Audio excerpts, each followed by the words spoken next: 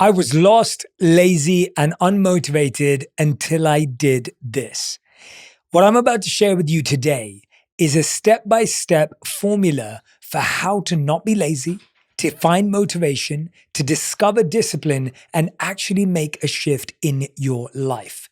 Now, if you don't, you can often get into the spiral of feeling like you're ruining everything. Let me break it down for you.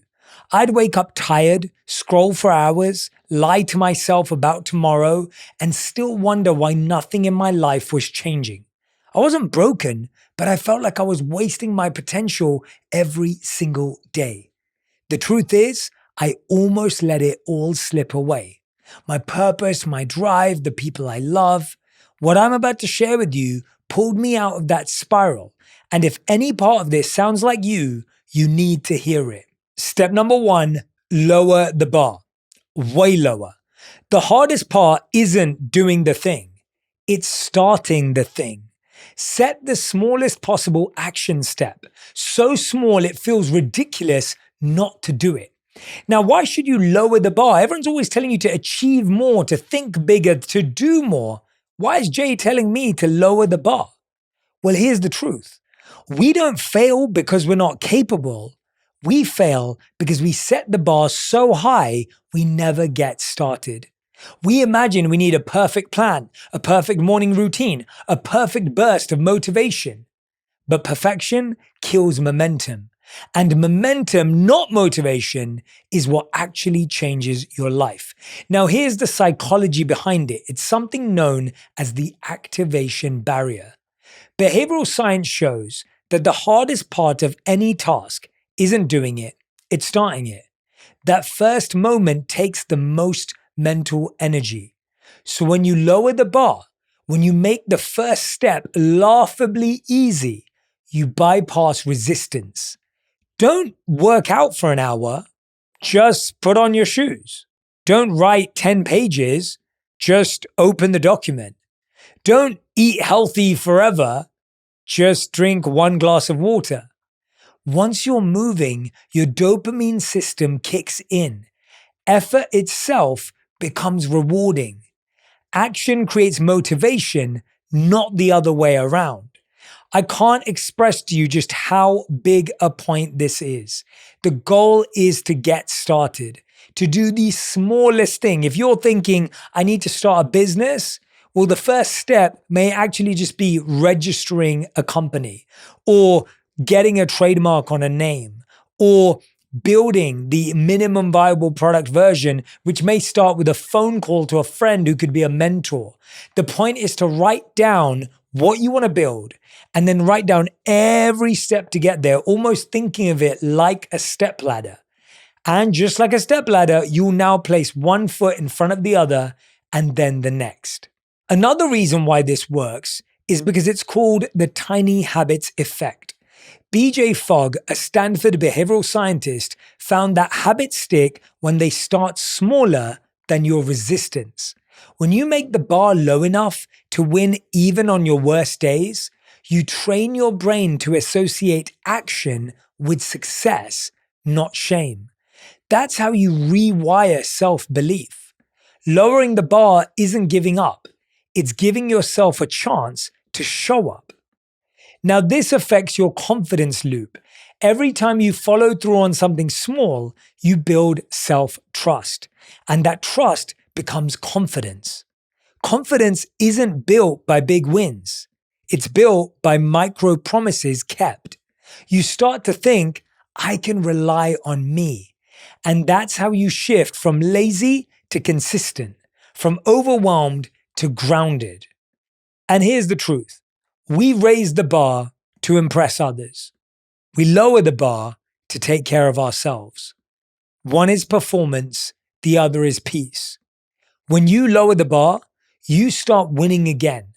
Not in a way that looks good, but in a way that feels good. And the real result? Lowering the bar isn't lowering your potential. It's raising your consistency. And consistency compounds into results that perfection never delivers. One of my favorite quotes is that you should start so small, it's impossible to fail. and then repeat it until it's impossible to stop. This leverages the Zeigarnik effect. Your brain hates unfinished tasks and will naturally want to complete them once you start. Momentum before motivation. Remember, action before enthusiasm. Just take one step forward. One small step. Do the easiest thing you can. Do the simplest thing you can. Do one thing, not everything, just one thing. Step number 2, focus on building a ritual, not a routine. Routines rely on willpower. I remember times in my life where I just didn't have any willpower. I would just feel like I would break down even before starting. Rituals are different. They rely on association. You do the same cue before the same task every day. Same place, same playlist, same coffee mug. For me, I know that if I listen to meditation music from the moment I wake up, I can now lock into my meditation quicker after brushing my teeth and having a shower. I know that I work out straight after meditating, so my brain and body are already prepared and ready for that. Over time, your brain links that cue to productivity through classical conditioning. It's Pavlov's dog, but you're the dog and the bell. One creator lights a candle before writing. The brain learns candle equals focus mode. The point is that you're creating a cue that leads you to that activity. I'll give you another example. You get home from work, you walk in through the door, and you have jazz music playing, because jazz music tells your body it's time to relax and calm down. Otherwise, you walk into your home and you're still carrying all of that energy with you. That simple cue can make a shift. I remember one of my clients telling me that they loved leaving their yoga mat already rolled out next to their bed so they could literally roll off their bed and onto the yoga mat and start practicing yoga. Other people leave their shoes by the door, their running shoes, so that they remember to put them on and go for a jog, go for a walk, or maybe even a long run. What does this do?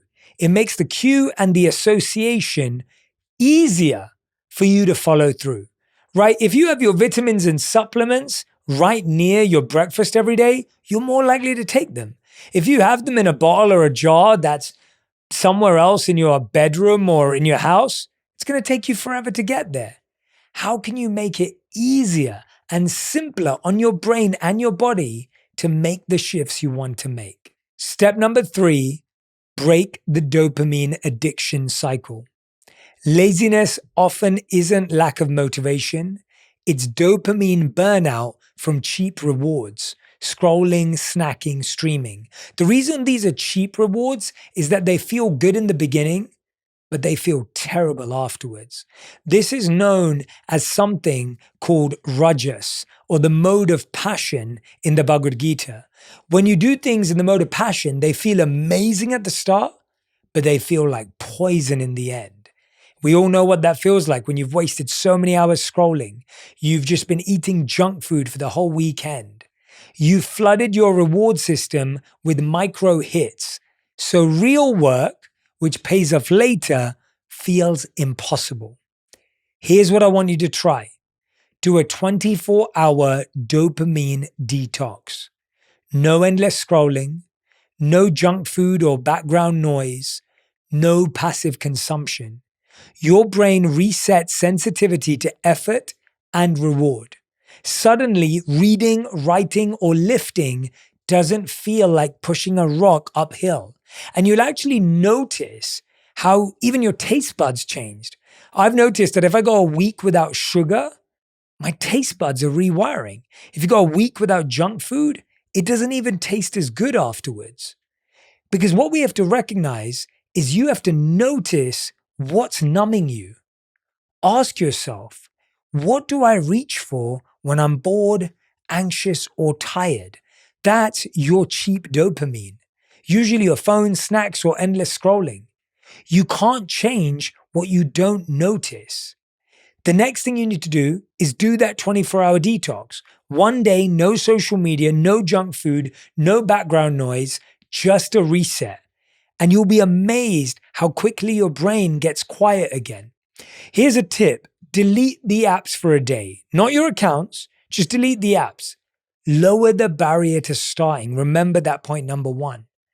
The next thing you have to realize is we have to replace the quick hits with real ones. One of the biggest mistakes we make in habit change is we try to cut out the bad stuff, but we don't replace it with anything. When you cut the fake dopamine, you need real reward. Move your body instead.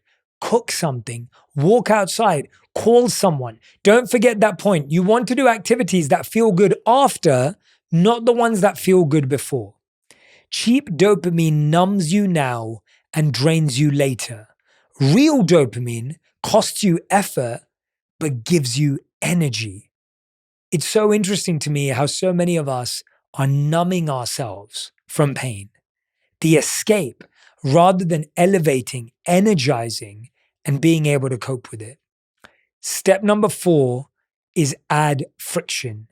Just like we wanted to make good habits easier, make bad habits a little harder to do.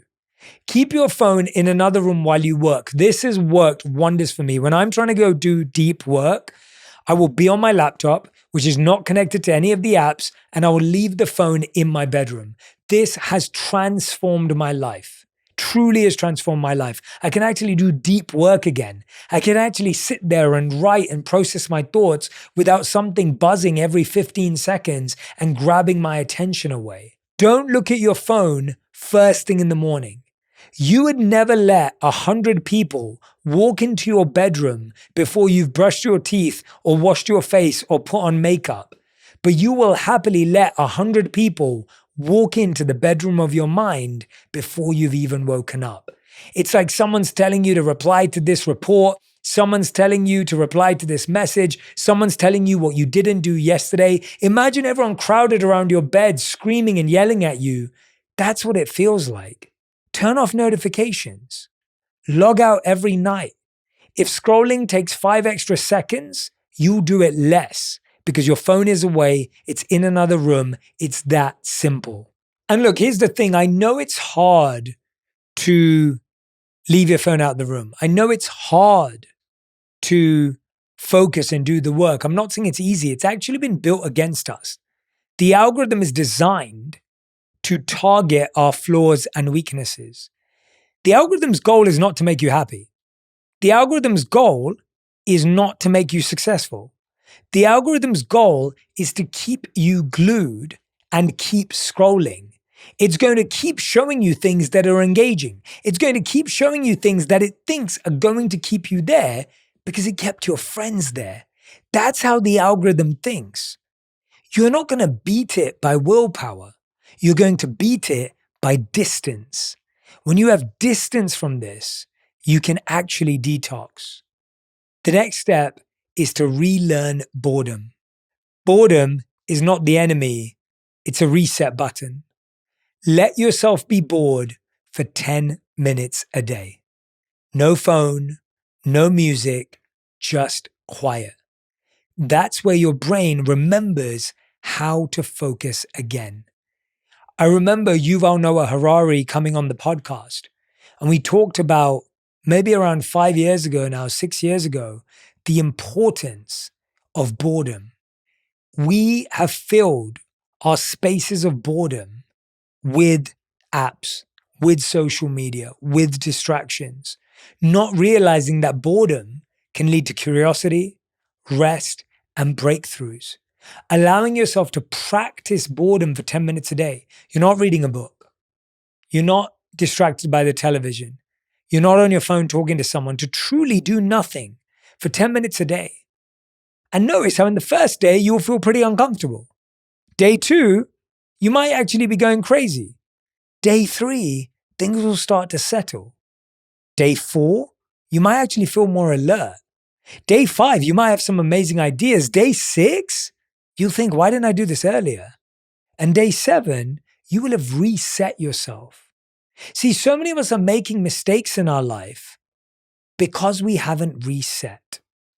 We keep making the same mistakes again and again and again because we've never reset. Allowing yourself to truly reset the system. Think about your devices. When they've been overused, overworked, overwhelmed, They need to reset, to refresh. Humans are the same. We do it every night when we sleep, but we also need to do it away from all of these devices. The next step is reward effort, not outcomes. You finished a task? Take a walk, stretch, write it down.